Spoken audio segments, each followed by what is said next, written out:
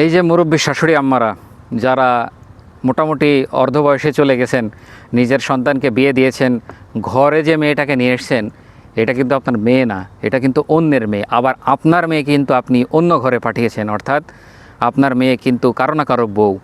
এই জন্যে যদি বেটার বউর কোনো খারাপ কিছু দেখেন তো তাকে শেখান, খুঁচা দেওয়ার থেকে, এই বাড়িতে কি কিছু শেখুনি, তোমার মা বাপ কিছু শেখায়নি, এই ধরনের কথা বলা থেকে আপনি তাকে শিখিয়ে দেন সে কোনটা করবে।